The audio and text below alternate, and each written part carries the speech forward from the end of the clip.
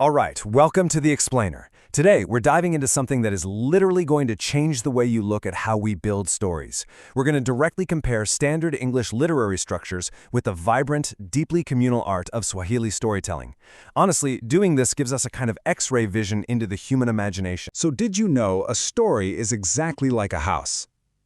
Just imagine a beautifully bound book sitting right in front of you, secured with this shining golden lock. You tap that lock, and with a sharp click, it springs open. Suddenly, the pages fly out into the air like birds, pa-pa-pa-pa. And those pages, they transform into lions, monkeys, crows, and elephants, all talking directly to you. A story is a living, breathing space. Just like the home you live in, a story has a door you walk through, walls that hold you up, a roof to shelter the plot, and a flow of air to keep the pacing alive.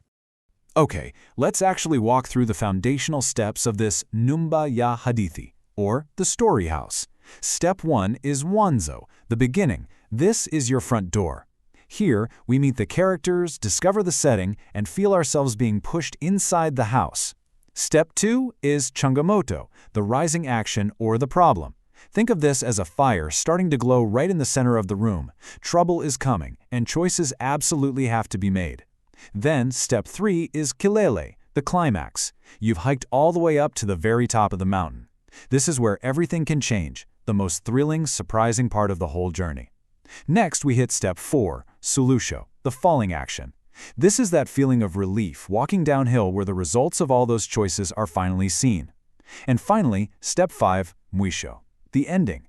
This is where we close the door to the house, but right before that door clicks shut, we're handed a quiet lesson for life. Now, every house needs furniture and people living in it, right?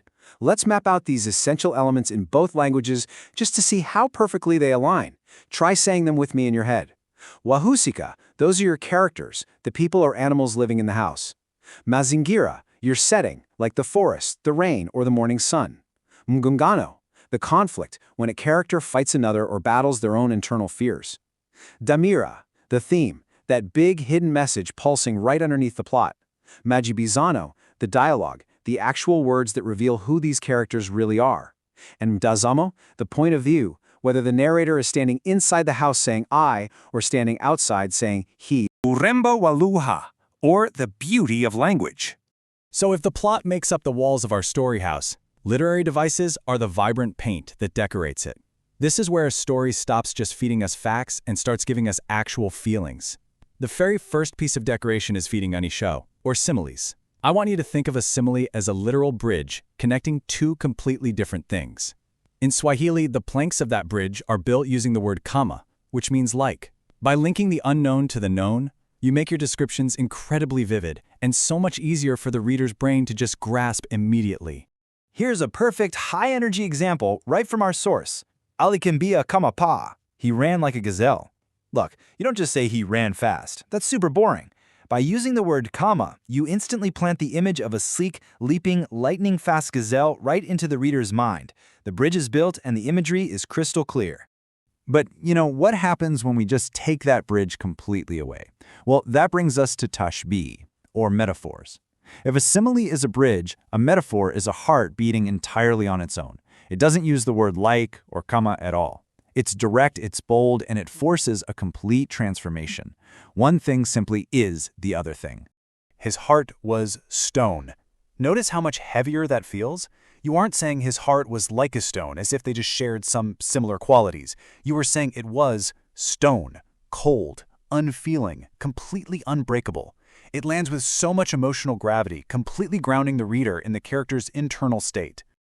Now this next concept is just fascinating. Saudi mlingano, onomatopoeia.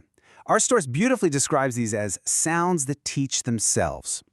Think of these as the literal musical notes of your story house. Instead of awkwardly trying to explain a sound to your reader, you just play the instrument. You let the sound bounce off the walls of the narrative so the reader can actually hear it echoing in their own ears. Check out these fantastic Swahili sound words. Honestly, try saying them out loud wherever you're sitting right now. Ready? Kwap kwap, nini, choo-choo, guruma guruma.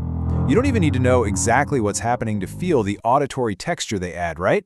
Guruma guruma literally rolls off the tongue like thunder rolling across the sky.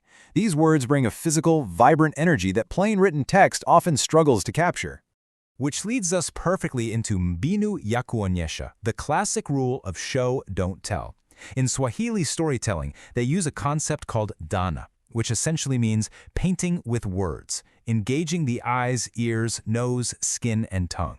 So the crucial takeaway here is this. Instead of writing a lazy sentence like, he was angry, you paint the picture. You show the red eyes, the tightly clenched teeth, the violently shaking hands. You make the reader actually experience the anger, rather than just filing away a boring fact.